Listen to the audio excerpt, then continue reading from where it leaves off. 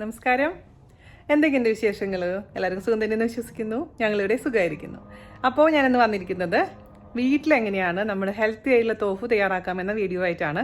കഴിഞ്ഞ ദിവസം ഞാൻ മെനു പാർട്ട് 6 ഇട്ടിട്ടുണ്ടായിരുന്നു. അപ്പോൾ അതിന് ഞാൻ ചോദിച്ചിട്ടുണ്ടായിരുന്നു. അപ്പോൾ ഒരുപാട് പേര് എനിക്ക് മെസ്സേജ് അയച്ചിട്ടുണ്ടായിരുന്നു റെസിപ്പി ഇടാൻ പറഞ്ഞിട്ട്. അപ്പോൾ തോഫു എന്ന് പറഞ്ഞാൽ എന്താണെന്ന് നിങ്ങൾക്ക് ഒരുപാട് പേർക്ക് അറിയില്ല എന്ന് എനിക്കറിയാം. ഒന്നും പേടിക്കേണ്ട. അതായത് നമ്മുടെ സോയാബീൻ മിൽക്ക് വെച്ചിട്ട് തയ്യാറാക്കാൻ പറ്റുന്ന പനീർ പോലുള്ള ഒരു ഹെൽത്തി ആയിട്ടുള്ള ഡിഷാണ്. അപ്പോൾ ഈ തോഫു വെച്ചിട്ട് നമുക്ക് ഒരുപാട് പലതരത്തിലുള്ള വെറൈറ്റീസ് ഓഫ് ഡിഷസ് തയ്യാറാക്കാം. അപ്പോൾ അതിന് ബേസായിട്ട് വീട്ടിലെങ്ങനെയാണ് തോഫു തയ്യാറാക്കാമെന്ന വീഡിയോ ഇടാമെന്ന് ഞാൻ ആദ്യം വിചാരിച്ചു. ഈ വീഡിയോ യൂസ്ഫുള്ളായി തോന്നുകയാണെങ്കിൽ ദയവായത് നമ്മുടെ വീഡിയോ ഷെയർ ചെയ്യുക, മാക്സിമം നമ്മളൊന്ന് സപ്പോർട്ട് ചെയ്യുക. അപ്പോൾ ഒട്ടും താമസിച്ചിട്ട് നമുക്ക് എങ്ങനെയാണ് രുചികരമായിട്ടുള്ള അതേസമയം ഹെൽത്തി ആയിട്ടുള്ള തോഫു വീട്ടിൽ തയ്യാറാക്കാം എന്ന് നോക്കിയിട്ട് വരാം. ഓക്കെ, അപ്പോൾ നമുക്ക് തോഫു എങ്ങനെയാണ് തയ്യാറാക്കാമെന്ന് നോക്കാം. അതിനുവേണ്ടി നമുക്ക് വേണ്ടത് സോയാബീൻസ് ഒരുവിധപ്പെട്ട സൂപ്പർ മാർക്കറ്റിലൊക്കെ അവൈലബിൾ ആണ്. അപ്പോൾ നമ്മളെ നോർമലായിട്ടുള്ള ഒരു പയറിൻ്റെ പോലെയാണ് ഇത് ഇരിക്കുക. കാണാത്തവർക്ക് വേണ്ടിയിട്ടാണ് ഇങ്ങനെ കാണിച്ചു തരുന്നത് കേട്ടോ. താഴേക്കൊക്കെ പോയിക്കൊണ്ടിരിക്കുക. അപ്പോൾ നമുക്ക് എന്താ ചെയ്യേണ്ടതെന്ന് ഇതുപോലുള്ള സോയാബീന് വാങ്ങിക്കുക. അതിനുശേഷം ഞാൻ 2 കപ്പിന്റെ അളവാണ് കാണിച്ചു തരാൻ പോകുന്നത് തോഫ് ഉണ്ടാക്കാൻ വേണ്ടിയിട്ട്. 2 കപ്പ് സോയാബീൻ എടുക്കുക. നിങ്ങൾ ഏത് കപ്പിലാണ്, 250 ml കപ്പിലാണെങ്കിലും ഏതാണെങ്കിലും കുഴപ്പമൊന്നുമില്ല. ആദ്യമായിട്ട് ചെയ്യുമ്പോൾ ചെറിയൊരു അളവിൽ ചെയ്ത് നോക്കിയാലും മതിയാകും. നന്നായി ആദ്യം വാഷ് ചെയ്തു. അതിനുശേഷം വെള്ളത്തിലിട്ട് വെച്ചു. ഞാനിപ്പോൾ ഇവിടെ ഓവർനൈറ്റ്, അതായത് രാത്രി വെള്ളത്തിലിട്ട് വെച്ചിട്ടുണ്ടായിരുന്നു. ഇപ്പോഴേക്കും അല്ലെങ്കിൽ അറ്റ്ലീസ്റ്റ് 4 മണിക്കൂർ നേരെങ്കിലും വെള്ളത്തിലിട്ട് വെക്കുക. ഓൾറെഡി സോക്ക് ചെയ്ത് വെച്ചിരിക്കുന്ന സോയാബീൻ നിങ്ങൾക്ക് കാണിച്ചു തരാം. പയറിന്റെ ആ ഒരു വലിപ്പം നന്നായിട്ട് കൂടും. അപ്പോൾ ഇങ്ങനെ നല്ല സോഫ്റ്റ് ആയിട്ട് ഇരിക്കണം. കൈകൊണ്ട് ഇങ്ങനെ ആക്കാൻ പറ്റണം. മനസ്സിലായോ? അപ്പോൾ ഇതിനർത്ഥം നന്നായിട്ട് കുതിർന്നിട്ടുണ്ടെന്നാണ്. രാത്രി ഇട്ട് വെക്കണമെങ്കിൽ ഏറ്റവും നല്ലത്. അല്ലെങ്കിൽ ഞാൻ പറഞ്ഞ പോലെ 4 മണിക്കൂറെങ്കിലും കുതിർത്തണം. ഇത് നന്നായിട്ട് ഇങ്ങനെ തിരുമ്മി കഴുകണം. ഒരു 5-6 പ്രാവശ്യം കഴുകി കഴിഞ്ഞാൽ ഇതിന്റെ ഒരു ആ തോലൊക്കെ കളയാൻ പറ്റുന്നുണ്ടെങ്കിൽ നല്ല കാര്യം. കളഞ്ഞില്ലെങ്കിലും കുഴപ്പമൊന്നുമില്ല. ഞാൻ പക്ഷെ നന്നായിട്ട് 5-6 പ്രാവശ്യം തിരുമ്മി അതിന്റെ തോല് മാക്സിമം റിമൂവ് ചെയ്തിട്ടാണ് അരയ്ക്കാൻ പോകുന്നത്. കള്ളന്മാർ വന്ന് പെടാറുണ്ട്. അത് ബ്രൗൺ കളറുള്ള പയറൊക്കെ ഉണ്ടെങ്കിൽ ഇത് മാറ്റാൻ മറക്കരുത്. അപ്പോൾ നന്നായിട്ട് വാഷ് ചെയ്തിട്ട് ഇതിന്റെ തൊലിയെല്ലാം കളഞ്ഞതിന് ശേഷം കൊണ്ടുവരാം കേട്ടോ. തൊലി കളയാൻ എന്ത് ചെയ്യാന്ന് വെച്ചാൽ നന്നായിട്ട് കൈകൊണ്ട് അമർത്തി തിരുമ്പുക. അതിനുശേഷം വലിയൊരു പാത്രത്തിലോട്ട് മാറ്റുക. കുറേ അധികം വെള്ളം ഒഴിക്കുക. എന്നിട്ട് മേലത്തെ ഭാഗം ഇങ്ങനെ ചെരിച്ച് കളയുമ്പോൾ ആ മേലെ പൊന്തി കിടക്കുന്ന തൊലികളെല്ലാം പുറത്തേക്ക് പൊക്കോളും. ഓക്കെ, അപ്പം അങ്ങനെ വാഷ് ചെയ്തതിന് ശേഷം ഞാൻ വരാം. ഞാനിവിടെ നമ്മുടെ സോയാബീൻ നന്നായിട്ട് വാഷ് ചെയ്തു. അതിന്റെ തൊലിയൊക്കെ അതിനെ കൊണ്ട് പറ്റുന്ന രീതിയിൽ മാക്സിമം തൊലിയൊക്കെ റിമൂവ് ചെയ്ത് കൊണ്ടുവന്നിട്ടുണ്ട്. ഇതിന് നമുക്ക് 2-3 ബാച്ചായിട്ട് നന്നായിട്ട് അരച്ചെടുക്കണം. നിങ്ങൾ ശ്രദ്ധിക്കേണ്ട കാര്യം എന്താണെന്ന് വെച്ച് കഴിഞ്ഞാൽ, സാധാരണ നമ്മളിപ്പോൾ പല സാധനങ്ങൾ അരയ്ക്കുമ്പോൾ ഞാൻ പറയാറുണ്ട് വെള്ളം അധികം ചേർക്കാൻ പാടില്ല എന്ന്, അല്ലേ? പക്ഷേ ഈ കാര്യത്തിൽ പേടിക്കുകയേ വേണ്ട. നിങ്ങൾക്ക് അത്യാവശ്യം നന്നായിട്ട് വെള്ളം ചേർക്കണം. കാരണം എങ്കിൽ മാത്രമേ നന്നായിട്ട് അരിച്ചെടുക്കാൻ പറ്റുകയുള്ളൂ. ഒരു മിക്സിയുടെ വലിയ ജാർ എടുക്കുക. അതിലോട്ട് ഞാൻ കുറച്ച് ഇട്ട് കൊടുക്കട്ടെ. അത്യാവശ്യം വെള്ളം ഒഴിച്ചു കൊടുക്കാം. ഓക്കെ, ഇത് നന്നായിട്ട് അരച്ചിട്ട് കൊണ്ടുവരാം. അപ്പോൾ ഞാൻ ആദ്യത്തെ ബാച്ച് നന്നായിട്ട് അരച്ചെടുത്തിട്ടുണ്ട്. ഇതുപോലെ മേലെ പതയൊക്കെ ഉണ്ടാവും. നമുക്ക് പതയെല്ലാം മാറ്റിയെടുക്കണം. അപ്പോൾ ഇത് ആദ്യം എന്താ ചെയ്യേണ്ടതെന്ന് വെച്ചാൽ അരിച്ചെടുക്കണം. അതിന് വേണ്ടിയിട്ട് ഞാനിപ്പോൾ അടുക്കളയിലോട്ട് വന്നിട്ടോ, കാരണം അവിടെ എനിക്ക് അരിച്ചെടുക്കാനൊക്കെ ബുദ്ധിമുട്ടാണ്. അപ്പോൾ സിങ്കിൽ ഒരു വലിയ ബൗൾ ഞാൻ വെച്ചിട്ടുണ്ട്. അതിലോട്ട് ഞാനിവിടെ ഒരു തോർത്താണ് എടുക്കുന്നത് കേട്ടോ. നൈസായിട്ടുള്ള തുണി എന്താണെന്ന് വെച്ച് കഴിഞ്ഞാൽ ഇതിന് വേണ്ടി മാത്രം എടുത്തു വെച്ചിരിക്കുന്ന തോർത്താണ്. അതായത് നമ്മൾ പനീർ ഉണ്ടാക്കാനും ചീസ് ഉണ്ടാക്കാനൊക്കെ വേണ്ടിയിട്ട് ഞാനൊരു തോർത്ത് തനിയെ മാറ്റി വെച്ചിട്ടുണ്ട്. ആ ഒരു തോർത്ത് ഈ പാത്രത്തിൽ ഇട്ട് കൊടുക്കുക. അതിനുശേഷം നമുക്ക് അരച്ചു വെച്ചിരിക്കുന്ന മിൽക്ക് ഒഴിച്ചു കൊടുക്കാം.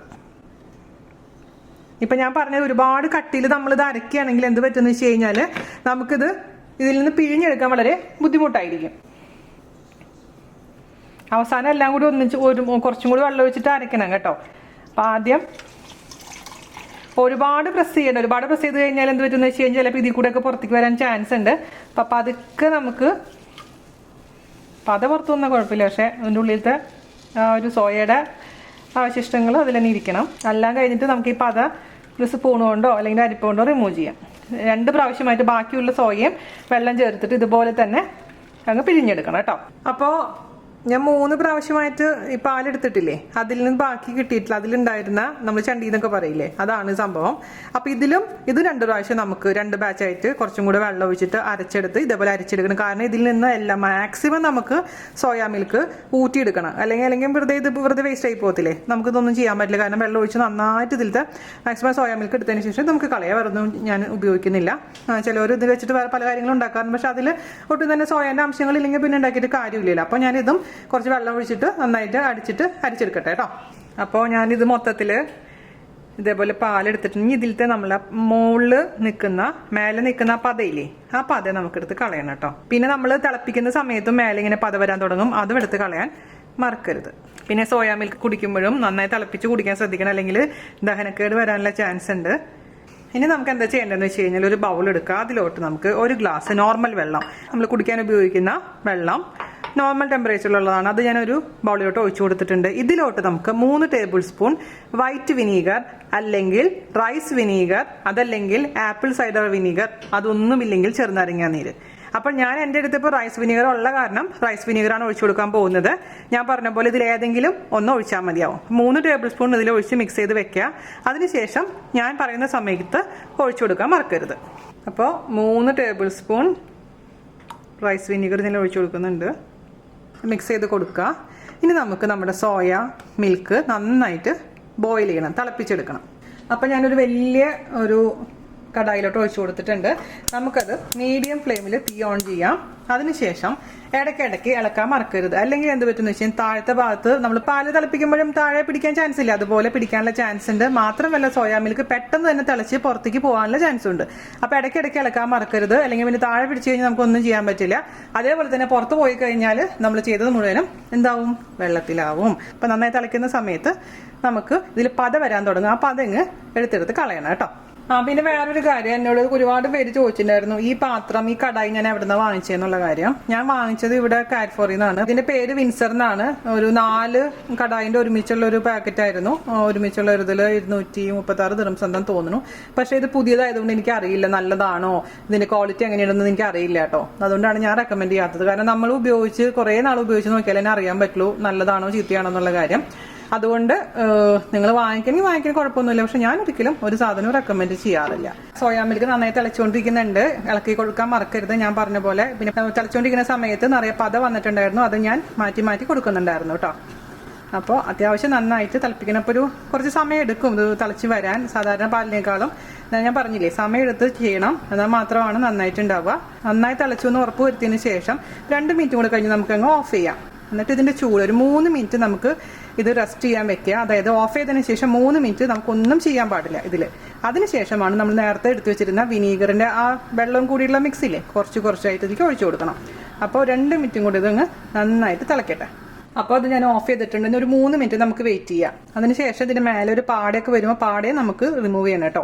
അങ്ങനെയാണ്, ഇതാണ് സോയാ മിൽക്ക് എന്ന് പറയുന്നത്, കുടിക്കാൻ ഉപയോഗിക്കുന്ന മിൽക്ക്. ഈ ഒരു പരിവാകുമ്പോൾ നിങ്ങൾക്ക് സോയാ മിൽക്കായിട്ട് കുടിക്കാൻ ഉപയോഗിക്കാം. പിന്നെ അത് വെച്ചിട്ട് ചായ ഉണ്ടാക്കാം, ഒരുപാട് ഐറ്റംസ് ഉണ്ടാക്കാം. നമുക്ക് സോയയുടെ പുഡിംഗ് ഒക്കെ ഉണ്ടാക്കാം. അത് നമുക്ക് വരുന്ന പതുക്കെ നമുക്ക് അതൊക്കെ കാണിച്ചു തരാം. പിന്നെ ഞാനൊരു കാര്യം പറയാൻ മറന്നുപോയിട്ടായിരുന്നു. ഇപ്പൊ ഞാൻ പറഞ്ഞില്ലേ 4 മണിക്കൂറാണ് മിനിമം നമുക്ക് സോയ വെള്ളത്തിലിടേണ്ടത്.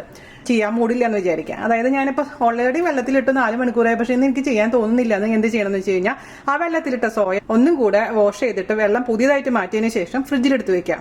ഫ്രിഡ്ജിലെടുത്ത് വെച്ച് കഴിഞ്ഞാൽ കേടാവില്ല. പുറത്ത് തന്നെ കുറേ നേരം ഇരിക്കുകയാണെങ്കിൽ, മോർ ദാൻ 12 hours ഒക്കെ പുറത്തിരിക്കുകയാണെങ്കിൽ ആ സോയ ഏത് പൾസസ് ആണെങ്കിലും ഇത് വലിച്ച് മണം വരാൻ തുടങ്ങും. അങ്ങനെ പിന്നെ വലിച്ചിട്ടുണ്ടെങ്കിൽ പിന്നെ നമ്മൾ എന്ത് ചെയ്ത് കഴിഞ്ഞാലും നന്നായിട്ട് വരില്ല. അത് പ്രത്യേകിച്ച് ശ്രദ്ധിക്കുക. നിങ്ങൾക്ക് ചെയ്യേണ്ട എന്നുണ്ടെങ്കിൽ ഫ്രിഡ്ജിലെടുത്ത് വെക്കുക കേട്ടോ. കണ്ടോ, ഒരു 3 മിനിറ്റ് കഴിഞ്ഞപ്പോഴേക്കും നമ്മുടെ സോയാ മിൽക്കിന്റെ മേലെ ഈ പാട ഇങ്ങനെ വന്നിട്ടുണ്ട്. ആ പാട നമുക്ക് ഇതേപോലെ തന്നെ റിമൂവ് ചെയ്യാം. ഇത് നമുക്ക് മുഖത്ത് തേക്കാൻ പറ്റുമെന്ന് എനിക്ക് അറിയില്ല കേട്ടോ. അറിയാത്ത കാര്യം പറഞ്ഞു തന്നാൽ ശരിയാവില്ല. അല്ലെങ്കിൽ കയ്യിലും കാലും മുലൊക്കെ ഒന്ന് തേച്ച് നോക്കാമല്ലേ. നമ്മുടെ പശുവും പാലിൻ്റെ പാടയൊക്കെ നമ്മൾ മുഖത്ത് തേക്കാറുണ്ട്. സോയയുടെ പാട തേക്കാൻ പറ്റുന്നുണ്ടെങ്കിൽ കമൻ്റ് ഇടാൻ മറക്കരുതേ. എനിക്കറിയില്ല, അതുകൊണ്ടാണ് ചോദിക്കുന്നത്. ഇത് വേറെ എന്തെങ്കിലുമൊക്കെ യൂസ് ചെയ്യാൻ പറ്റുമെന്ന് നിങ്ങൾക്ക് അറിയുന്നുണ്ടെങ്കിൽ അതും പറഞ്ഞു തരൂ കേട്ടോ.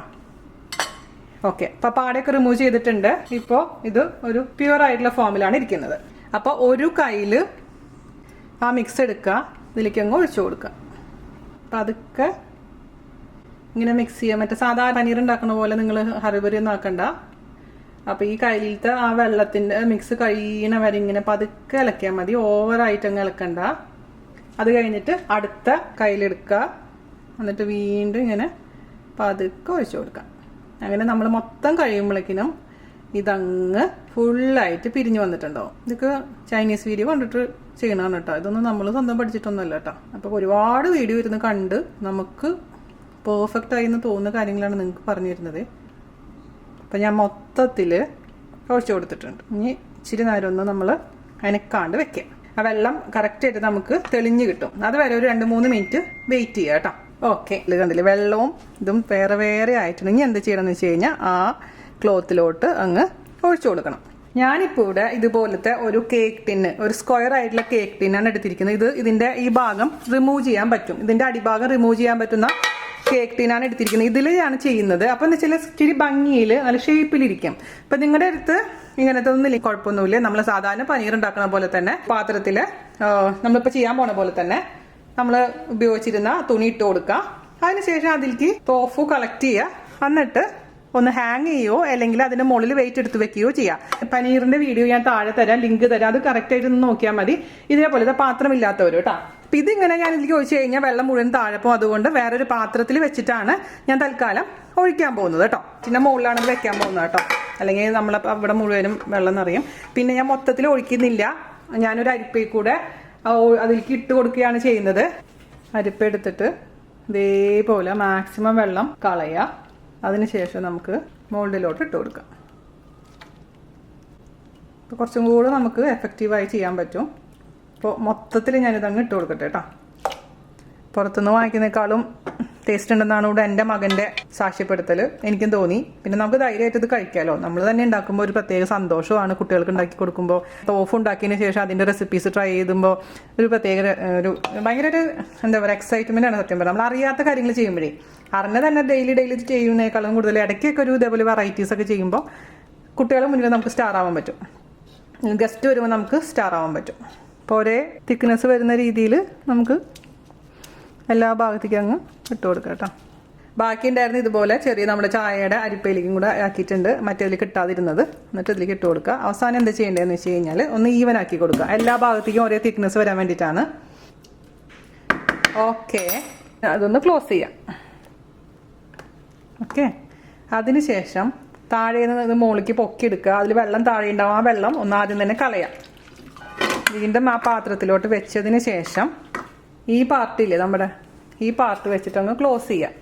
ഇത് വെച്ച് കൊടുത്തിട്ടുണ്ട്. അതിൻ്റെ മുകളിൽ നമുക്ക് ഒരു വെയിറ്റ് എടുത്ത് വെക്കാം.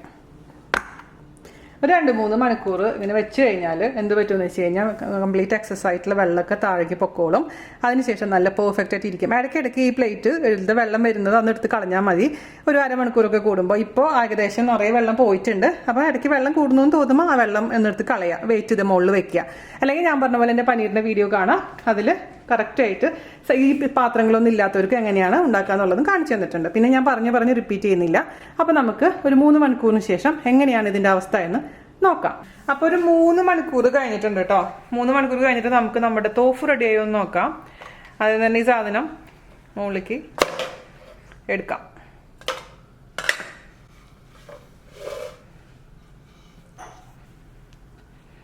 അടിപൊളി.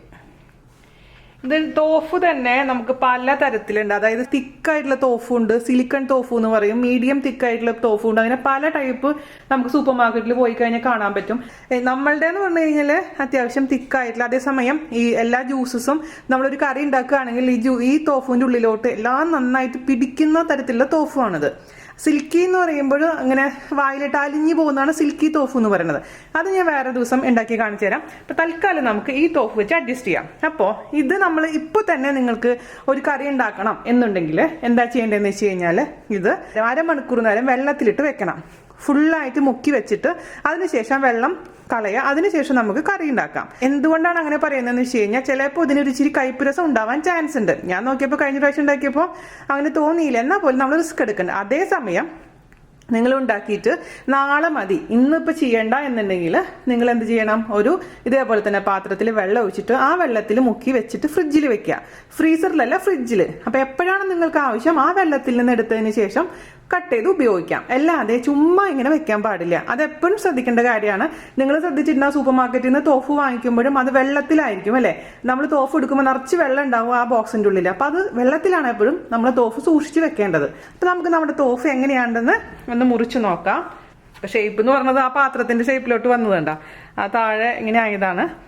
നമ്മൾ ഏത് പാത്രത്തിലാണോ അല്ലെങ്കിൽ എങ്ങനെയാണോ ഏത് ഷേപ്പിലാണോ സെറ്റ് ചെയ്യാൻ വയ്ക്കുന്ന ആ ഷേപ്പ് നമ്മുടെ തോഫുവിനുണ്ടാവും.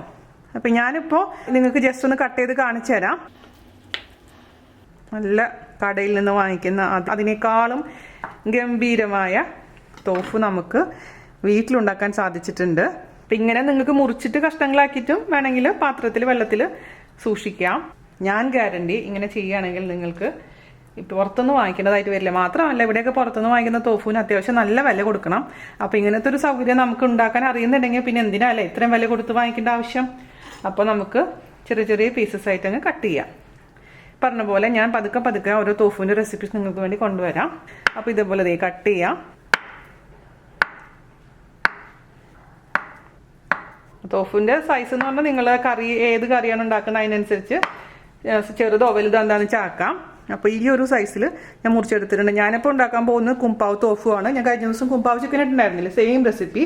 അപ്പോൾ മോന് കഴിഞ്ഞ ദിവസം ഉണ്ടാക്കി കൊടുത്തിട്ടുണ്ടായിരുന്നു ഹോം മെയ്ഡ് തോഫു വെച്ചിട്ട് കുംപാവ് തോഫു. അവന് ഭയങ്കരമായിട്ട് ഇഷ്ടപ്പെട്ടു. അപ്പോൾ വീണ്ടും ഞാൻ ഇന്ന് ഉണ്ടാക്കാൻ പോവുകയാണ്. അപ്പോൾ ഇതുപോലെയാണ് കട്ട് ചെയ്യേണ്ടതും കാര്യങ്ങളും. അപ്പോൾ നിങ്ങൾക്ക് മനസ്സിലായല്ലോ. അപ്പോൾ കഴിഞ്ഞ ദിവസം ഉണ്ടാക്കിയിരുന്ന തോഫുവിൻ്റെ കുറച്ച് ബാക്കി ഉണ്ടായിരുന്നു, അത് ഞാൻ ഇതേപോലെ വെള്ളത്തിലിട്ട് വെച്ചിട്ടുണ്ട്. അത് ഞാൻ നിങ്ങൾക്കൊന്ന് കാണിച്ചു തരാം. ഇത് കണ്ടില്ലേ. അപ്പോൾ കുറച്ചും കൂടെ ഫേം ആവും, അപ്പോൾ കേടാവില്ല. അപ്പോൾ ഒരു 1-2 ആഴ്ചയൊക്കെ നമുക്കിത് ഉപയോഗിക്കാം. ഇതേപോലെ വെള്ളത്തിലിട്ട് നിങ്ങൾ വെച്ചാൽ മതി.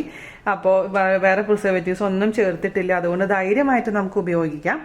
അപ്പോൾ നിങ്ങൾക്ക് എല്ലാവർക്കും ഇഷ്ടപ്പെട്ടു എന്ന് വിശ്വസിക്കുന്നു. എല്ലാവരും തയ്യാറാക്കി നോക്കുക. സോയാബീൻ വാങ്ങിക്കുകയാണെങ്കിൽ തീർച്ചയായിട്ടും തോഫു ഉണ്ടാക്കി നോക്കാം. പനീർ ഇഷ്ടപ്പെടുന്നവർക്ക് തീർച്ചയായിട്ടും തോഫും ഇഷ്ടപ്പെടും. ഇതൊരു ഭയങ്കര ഹെൽത്തി ആയിട്ടുള്ള ഒരു വിഭവമാണ്, ഒരുപാട് പ്രോട്ടീനുള്ള വിഭവമാണ്. അപ്പോൾ നിങ്ങൾക്ക് ഈ തോഫുവിൻ്റെ വീഡിയോ ഇഷ്ടമായിട്ടുണ്ടെങ്കിൽ മാക്സിമം ഒന്ന് ഷെയർ ചെയ്യുക. ഇതിനെക്കുറിച്ച് അറിയാത്തവരിലോട്ട് അത് എത്തിക്കുക. Okay, eat healthy, stay healthy. അപ്പോൾ അടുത്ത അടിപൊളിയായിട്ടുള്ള റെസിപ്പി ആയിട്ട് വരുന്നവരെ നന്ദി, നമസ്കാരം. Thank you.